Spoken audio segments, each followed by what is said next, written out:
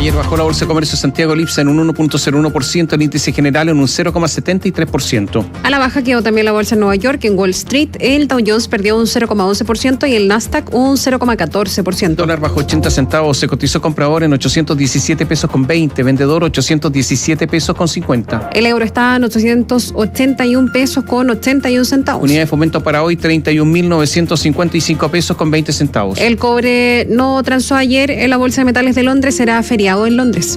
El petróleo Brent, que sirve de referencia para Chile, subió un 1.31% en Londres. El barril alcanzó el valor de $113 con 16 centavos. A esta hora se cotiza en $111 con 53. En Nueva York, el WTI aumentó un 1.2%, se cotizó en $108 con 21. A esta hora está en $105 con 82 centavos. Hablemos de lo que sucedió finalmente con los proyectos de quinto retiro. Un quinto retiro universal, definámoslo así, y un quinto retiro acotado, que fue la presentación, la jugada finalmente del Ejecutivo. Lo contamos al mismo tiempo, hacemos una misma historia, porque ayer sufrieron el mismo destino, rechazados los dos.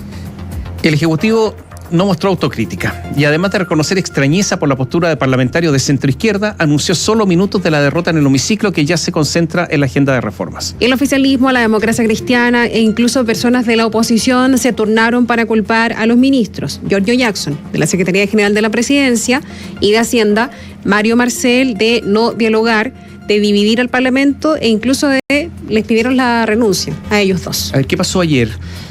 Se rechazaron los dos proyectos, pero atención, el proyecto del Ejecutivo, el proyecto del gobierno del presidente Boric, necesitaba menos votos. Claro, porque era un mensaje. Exactamente. Y pese a eso, pese a que necesitaba menos votos, Tampoco.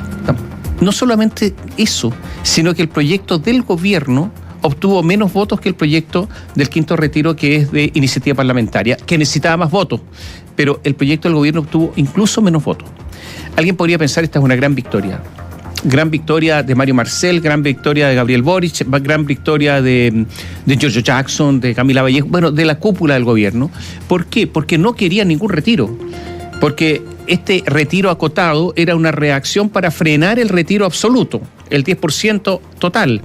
Entonces era una medida de emergencia frente a una posición inicial, que es la convicción además que tenían de ningún retiro. Era principalmente un mal menor. Y por lo tanto, si ni siquiera hubo mal menor, uno podría pensar gran victoria por parte del gobierno. Pero hay victorias y victorias. Hay unas victorias absolutas, aquellas victorias que son aplastantes, y hay aquellas victorias que tienen tantos daños, que dejan tantos heridos, que dejan tantos malestares, que solo el tiempo dirá si fue una gran victoria o una victoria, porque podría transformarse en una victoria aparente, que todos lo sabemos. Las victorias aparentes que al final del día son derrota. Dejó muchos heridos la posición del gobierno, dejó muchas personas reclamando, no solamente porque estimaban que el proyecto del gobierno era un proyecto absolutamente improvisado, sino que además por la forma de negociación, en que no se respetaban la dignidad parlamentaria, la forma en que hay que parlamentar con cada uno de los grupos, además, con los radicales, con los demócratas cristianos, muchos heridos en el día de ayer. Y después viene la otra discusión.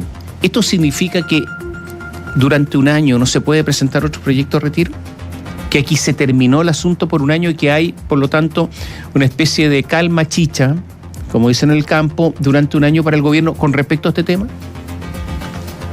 Es un asunto reglamentario que todavía no está resuelto. Se lo podemos preguntar a... Bueno, de hecho ya pasó, pues ya sucedió. Supuestamente había este compromiso respecto de la no opción finalmente de volver a presentar un proyecto de la misma materia después de la caída del cuarto retiro. Y finalmente se presentó porque se le dio otra lectura y pasó. Pero vamos a ver ahora... Y pasó con voto oficialista. Sí, pero yo creo que ahora a lo mejor, cosa de mantener la calma... Pero no sé, porque al final interpretan de otra manera. El oficialismo de dos almas, finalmente ahora más dividido que nunca con lo que sucedió ayer. Está el triunfo, efectivamente, eso es innegable, del Ejecutivo, pero las magulladuras, de su coalición pueden ser muy complicadas de sanar. Pero claro, vamos a preguntarle todos los detalles a quien estuvo ahí en el Congreso para revisar lo que fue esta votación bien tarde en la noche. Gonzalo Holguín, ¿cómo estás? Buenos días. Muy buenos días, Katy, Tomás. Sí, les vamos contando lo que fue una maratónica jornada. Me recuerdo patente de que primero hubo un murmullo, luego un aplauso cerrado del ala derecha del hemiciclo. Ocurrió tarde en la noche, fue en votaciones consecutivas. La Cámara de Diputadas y Diputados rechazó el proyecto del quinto retiro del 10% y también el proyecto alternativo del gobierno. Aquí hubo una radiografía de errores del Ejecutivo que inició hace 12 días cuando comenzaron a fraguar un proyecto que no permitía a las personas hacer un retiro a libre disposición de los fondos en un acuerdo político que en su momento excluyó al PPD y que tampoco generó diálogo con fuerzas de centro como el Partido de la Gente y la Democracia Cristiana. Todos los esfuerzos valían la pena con tal de detener el quinto retiro. Los apoyos se limitaron a 70 votos de los 93 que se necesitaban. El reconocimiento de la inexpropiabilidad de los fondos encontró eco en la UDI y por segunda vez en 4 meses el retiro no prosperó. Pero esto vino con costos. Cercanos a una diputada de gobierno que votó a favor del proyecto contaron, por ejemplo, que el mismo presidente de la República, Gabriel Boric, la llamó por teléfono. No se hizo bien el acercamiento, dijo un cercano, y terminó manteniendo su voto a favor. Entre el PPD, el Partido de la Gente y la Democracia Cristiana aceptaron el golpe de gracia a la iniciativa del Ejecutivo, acumulando una abstención y 15 votos en contra, que de lo contrario le habrían valido, por ejemplo, la aprobación del proyecto y su despacho al Senado. El ministro de las Express, Giorgio Jackson, pasó buena parte de la tarde en el hemiciclo y en una ocasión envió a la subsecretaria Macarena Lobos, subsecretaria de Express, a conversar con la Democracia Cristiana por su cercanía con ese partido. Salió raudo de la sala y entró a la oficina de la Secretaría General de la Presidencia. 20 minutos después tomó podio y ante todo valoró el rechazo del quinto retiro, pero reconoció extrañeza, pasando la responsabilidad a la centroizquierda porque, según él, el gobierno respondió sus dudas y pese a eso votaron en contra. Insistimos en que estas no eran cosas que estaban en el programa de gobierno del presidente Gabriel Boric. Nosotros veíamos una oportunidad para que las inquietudes parlamentarias que el gobierno escuchó y propuso a través de un proyecto de ley con una urgencia inmediata iban a encontrar apoyo, pero resulta que los mismos parlamentarios y parlamentarias que aprobaron en la Comisión de Trabajo luego lo terminaron rechazando en la sala, una situación que es difícil de entender.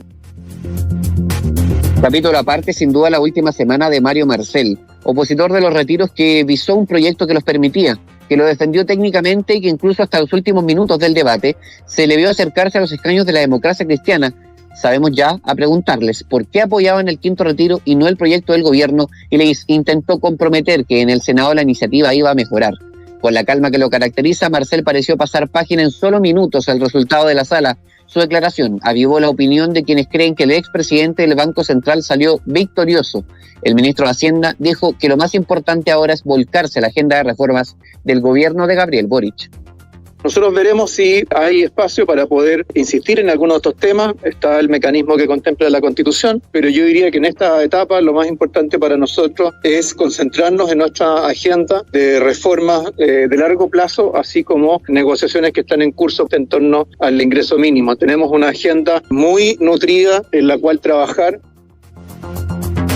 La verdad es que la Democracia Cristiana ya había decidido votar en contra del proyecto del gobierno, incluso uno diría desde que ingresó. Hay que decir que habiendo presentado indicaciones a la Comisión de Trabajo e incluso con el gobierno acogiendo una de ellas, de todas maneras cuestionaron duramente el trato que ha tenido Gabriel Boric desde su desembarco a la moneda con la Falange. La diputada Joana Pérez dijo que esto se veía venir y que en el debate previsional que viene esperan que el gobierno les dé oportunidad de presentar propuestas. Nosotros veíamos venir, habíamos transmitido al gobierno que no era la forma de presentar alternativas paralelas y dividir. Le pedimos al gobierno también que agilizara la reforma que ha prometido el país de manera de tener la posibilidad de presentar propuestas. Creo que ese espacio no se dio. Este retiro del gobierno era un mal retiro. Sí, hablábamos de los heridos. En el oficialismo más duro había desazón. Si bien hay un respaldo fiel al gobierno en el Frente Amplio, también hay que decir que en el comité del Partido Comunista, de la Federación Regionalista Verde Social e Independientes, hay quienes se plantean que se deben mejorar las relaciones con el centro político y que en esta pasada el Ejecutivo dejó sobre la mesa una posibilidad de haber comenzado en un mejor pie el diálogo con el Parlamento. La diputada de Comunes, Emilia Schneider, lamentó el desorden del oficialismo y dijo que el gobierno debe recuperar la conducción de la agenda política.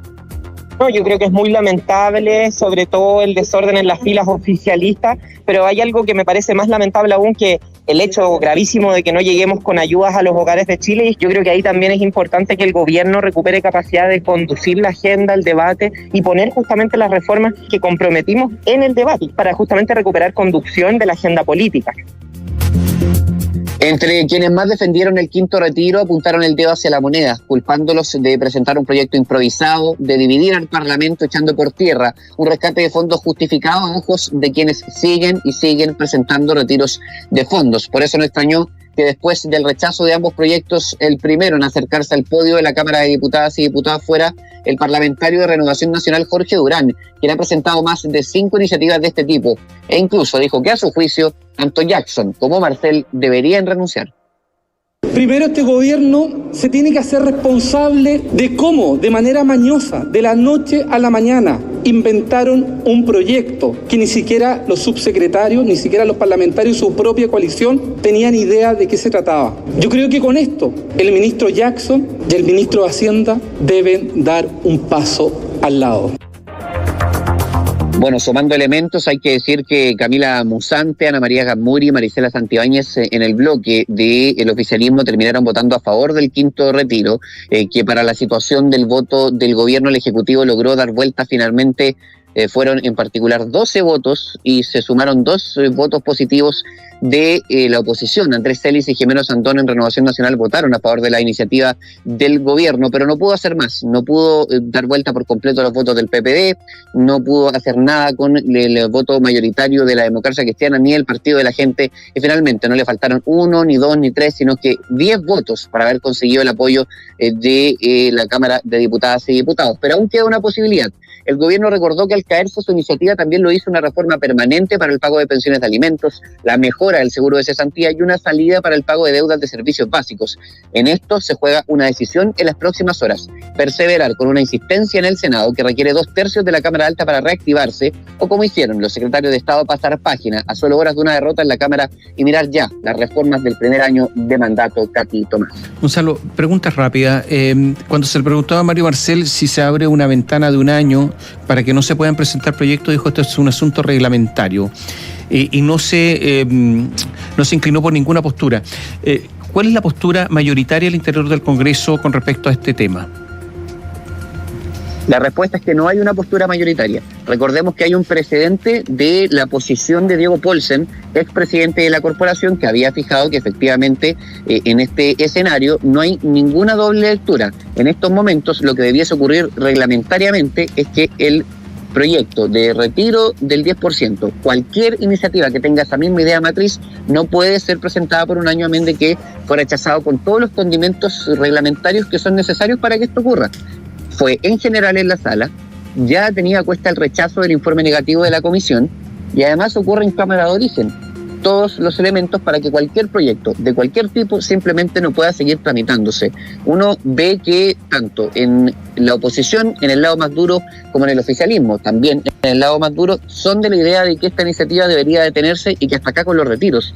Pero hay un centro político que en realidad está conformado por los principales mocionantes de estas iniciativas que no se va a detener, que confía en la presión ciudadana, en la presión mediática, y que van a intentar que la mesa de la Cámara fije una posición para que la sala se pronuncie respecto de si se debe continuar con la tramitación de los rescates de fondos. ¿Qué tan pronto será? Eso será una incógnita. Podría ser desde hoy ya comenzar intensamente el debate, o podría enfriarse y comenzar a fraguarse un debate que finalmente se va a definir cuando la consulta sea a dónde van a parar los 4, 5, 6 proyectos de sexto retiro que ya están ingresados.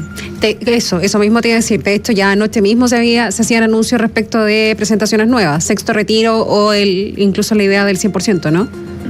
Que sigue estando ahí. Miren, la verdad es que medio que nos fuimos confundiendo de la cantidad de anuncios que hubo en la noche. Yeah. Yo estoy contando 6 proyectos de sexto retiro, de los cuales varios vienen con el 10 y el 100. Quizás habrá un séptimo, un octavo, creemos que son 6 en este momento. Uh-huh. Independiente de aquello, al final, para los efectos reglamentarios y también legislativos da lo mismo, porque estos proyectos se van a fusionar si es que son aceptados. Va a pasar lo mismo que pasó con este quinto retiro, en donde se van a fusionar los 7, lo mismo que pasó con el cuarto cuando se fusionaron 6.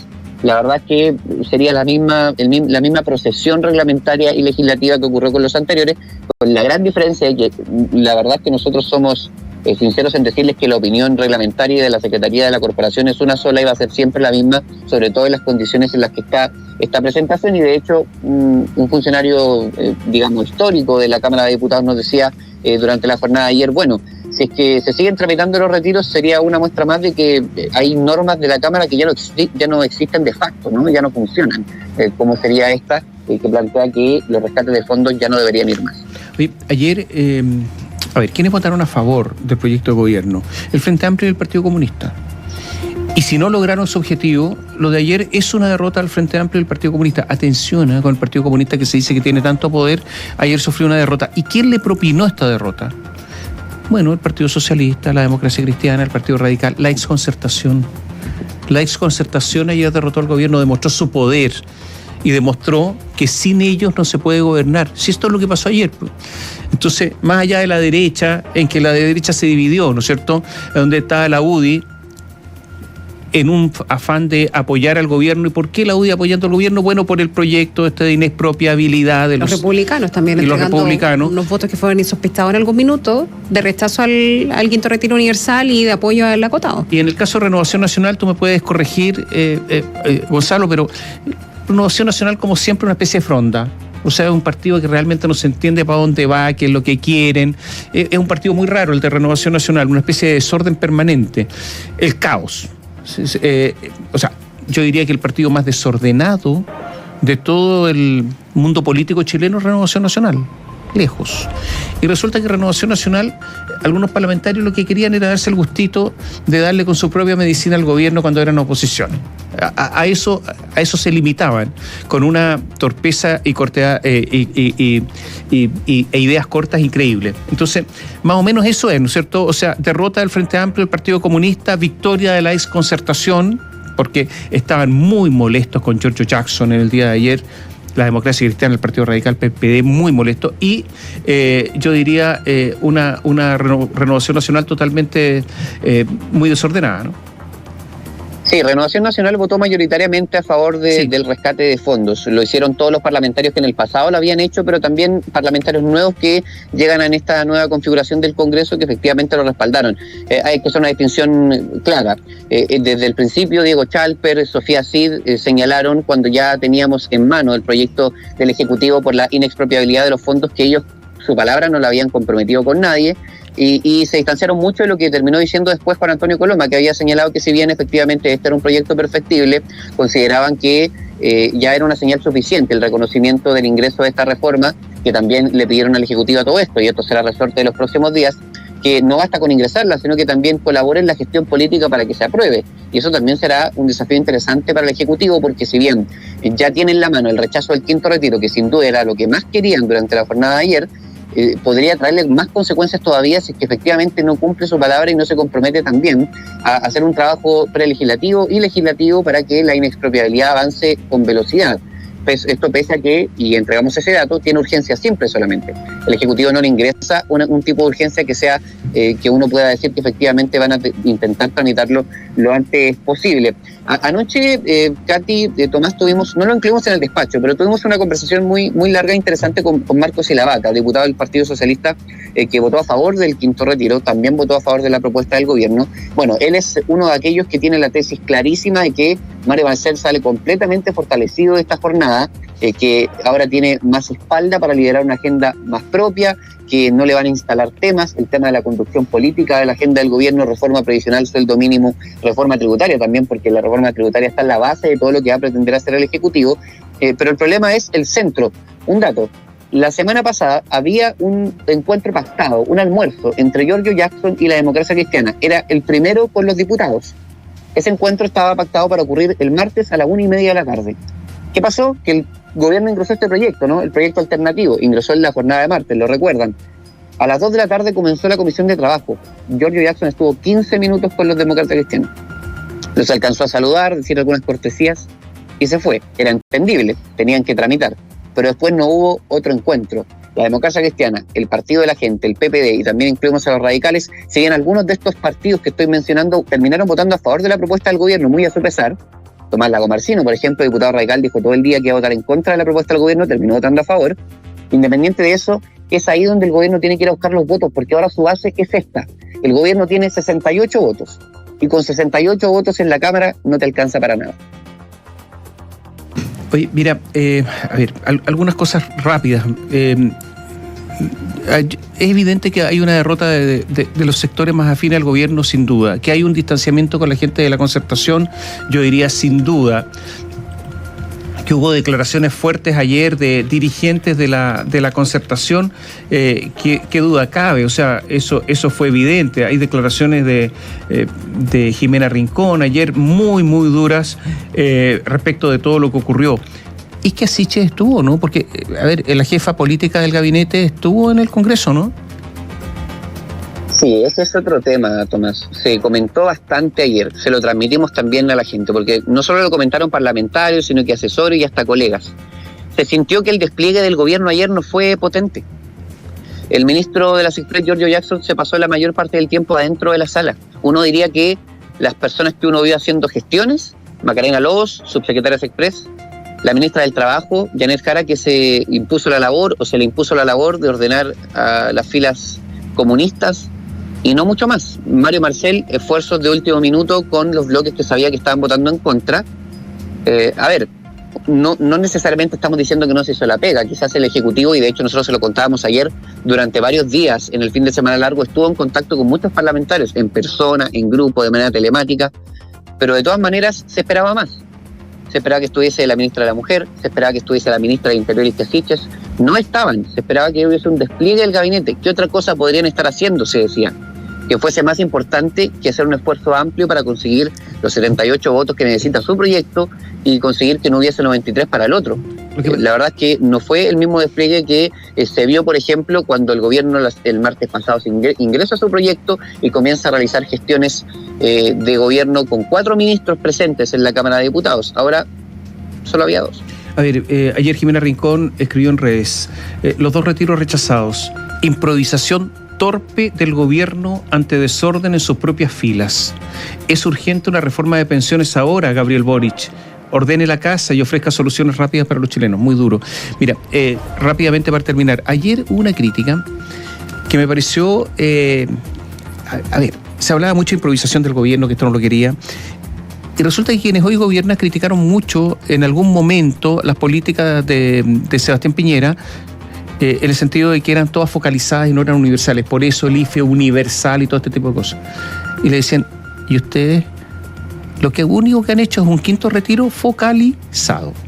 O sea, están haciendo exactamente lo mismo, le decían algunos sectores a Jackson, incluso de la derecha también, de Bópoli, etc. Y que hubo una suerte de reconocimiento, porque antes de que se supiera que se iba a rechazar también ese proyecto, el acotado del Ejecutivo, se alcanzó a hacer un anuncio de nuevas indicaciones por lo que se estaba pidiendo para aprobarlo finalmente. No pasó, pero se alcanzaron a hacer algunas indicaciones o anuncios, más bien de indicaciones respecto de incluir otro tipo de deudas, por ejemplo, de las que ya estaban incluidas, contribuciones, por ejemplo, u otras que estaban haciendo. Eso finalmente no pasó porque se rechazó, y ahí también hay muestra de lo que era finalmente la improvisación. Eso es. Y esto tiene otra connotación.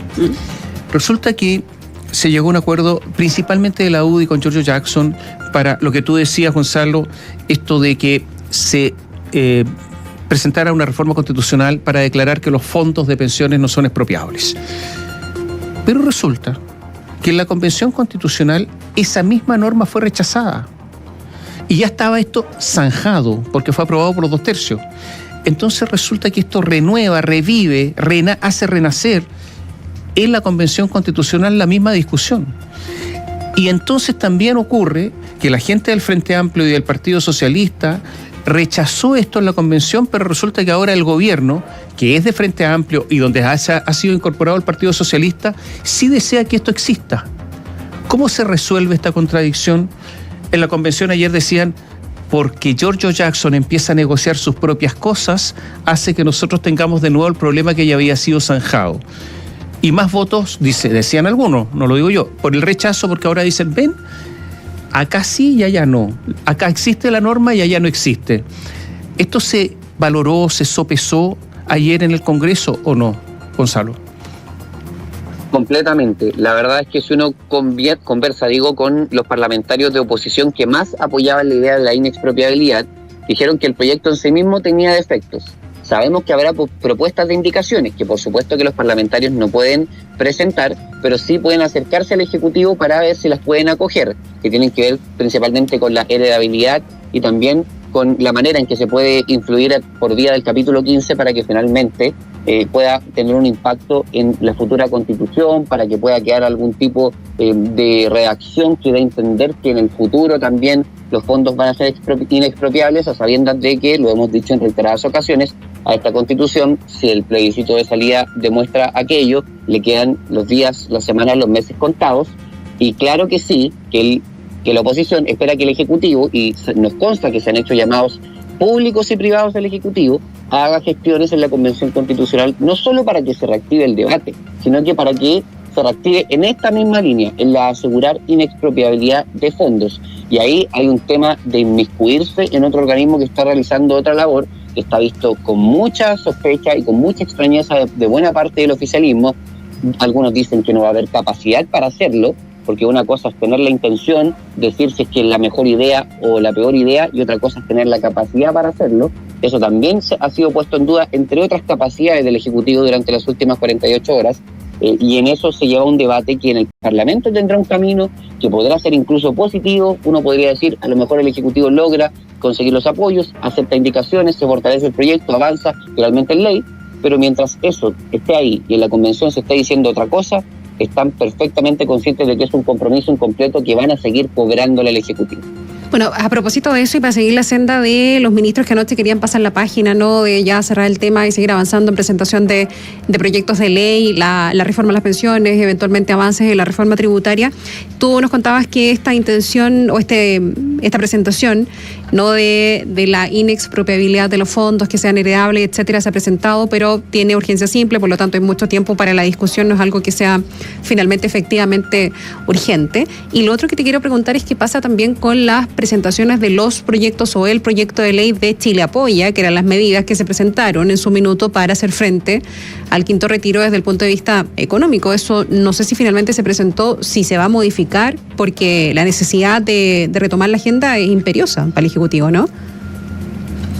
Totalmente, y hay que considerar un elemento que no es menor. Dentro del proyecto del gobierno del retiro de fondos estaban contenidos algunos elementos del programa Chile Apoya, en particular los relacionados con el seguro de cesantía. Si bien efectivamente a nivel del aumento de tasa de reemplazo y también de un mecanismo para instalar recursos en caso de que se acabe el fondo de cesantía o el seguro de cesantía, la verdad es que eso también quedó rechazado, quedó en el camino. Era una manera de hacer una suerte de economía legislativa de parte del gobierno, como lo han hecho otros gobiernos, de introducir algunos elementos de un proyecto de ley que viene en el futuro por vía de otra iniciativa de ley. Había avanzado bien, tenía respaldo argumentativo al menos, pero lamentablemente, bueno, todo lo que le hemos contado, ese proyecto simplemente no prosperó. Ahora es donde el gobierno está contra el tiempo para presentar propuestas de salario mínimo y más que nunca las propuestas que se deben convertir en proyectos de ley que forman parte del programa Chile Apoya. O sea, yo les digo, aquí, esto es mi opinión, es una sensación. La iniciativa del gobierno que plantea un IFE solamente en la causal de que como país nos volvamos a confinar. Cuarentena. Se me imagina que está en un momento de mucha debilidad. No veo a una Cámara de Diputadas y Diputados con mucha intención de apoyar un proyecto de esa naturaleza. Ya no les gustó cuando fue anunciado públicamente de parte del presidente Gabriel Boric hace unos días atrás, muchísimo menos ahora que, lo decimos abiertamente, la credibilidad del gobierno no está en su mejor momento. De hecho, en realidad está por el suelo. Va a tener que reactivarla en el centro y en la oposición, dar gestos, quizás demasiados gestos para su gusto, para que efectivamente esta propuesta se considere, pero nosotros se lo adelantamos, la insistencia de buena parte del Parlamento de que se considere un IFE para las personas más vulnerables, quizás el 40, el 30% de las personas más vulnerables del registro social de hogares, no se va a ir independiente que el gobierno acelere su agenda o no. Oye, mira, a ver, dos cosas. Ayer, para terminar, hubo muchas palabras de traición, se decía mucho que había traidores, palabras muy fuertes. Está empezando un gobierno, hay una coalición. Alguien con lucidez decía, mira, uno de los grandes problemas de este gobierno es que tiene dos coaliciones. Normalmente los gobiernos tienen una coalición, la Concertación fue una coalición, pero dos coaliciones, Chile Vamos o como se llamaba la derecha era una, entonces es uno de los grandes problemas. Pero ayer se hablaba mucho de traidores. Aquí hay muchos parlamentarios que buscan fotitos con Gabriel Boric, nuestro presidente, pero es oficialista quien defiende el programa antineoliberal, no el que sonríe o el que solo sonríe cuando sube las encuestas. Esa deslealtad también se paga. Y se hablaba mucho de traidores y otros decían yo no soy traidor, simplemente tengo una opinión distinta, faltó negociación, decían otros, fue muy duro. Yo creo que quedaron muy resentidas las relaciones el día de ayer, por eso digo que esto es una victoria, pero habrá que ver qué costos tiene esta victoria. Y lo segundo, viene una compleja situación económica, todos los números lo indican, las tasas de interés están altísimas, van a seguir subiendo, las pymes están teniendo algunos problemas para pagar los créditos FOGAPE, y resulta que además muchas de ellas con las tasas de interés que hay en estos momentos no van a poder pagar, o sea, van a estar muy complicadas. Eso significa despido de personas, algunas quebrarán, etcétera. ¿Es viable que no se vuelva a discutir un quinto retiro, sexto, a estas alturas, si es que uno cuenta los números de proyectos, digamos, la cantidad de proyectos, antes de un año o después de un año, frente a la crisis que viene? ¿Es viable que Mario Marcel mantenga las cuentas públicas como están en la ley de presupuesto o no? Entonces, también se viene un desafío para el gobierno enorme en materia económica, y con este Parlamento totalmente desarticulado, le va a ser muy, muy difícil tener votos suficientes para controlar, por ejemplo, nuevos retiros, por la situación económica que viene. Entonces yo creo que se van a saltar el reglamento, o sea que él cree que el reglamento indica que no se pueden presentar proyectos durante un año. Creo yo. O sea, ¿a qué otros fondos van a recurrir los parlamentarios para solucionar lo que dicen en sus territorios, como se llama ahora, en sus circunscripciones, en sus distritos? Yo creo que es muy difícil, Gonzalo, que esto no se vuelva a discutir. Sí, coincido. Los retiros no se van a detener. Mientras haya parlamentarios que consideren que es el único camino, que insistan con proyectos, que tengan presencia fuerte en redes sociales, que lo recuerden constantemente a las personas en sus distritos. La verdad es que no es muy envidiable la posición, por ejemplo, ahora de Raúl Soto, presidente de la Cámara de Diputadas y Diputados, que de alguna manera debe cumplirle al gobierno. Recordemos que fue puesto en la presidencia como parte de un acuerdo administrativo, pero al mismo tiempo él tiene una posición clara a favor de los retiros, va a tener que pronunciarse. Recordemos que la vez anterior no lo hizo, su posición fue que la sala sea soberana y decían ustedes básicamente qué es lo que va a pasar, pero ahora tendrá que fijar postura, a mente que la verdad es que los retiros no se van a detener. Gracias Gonzalo. Buen día. Chao, Gonzalo.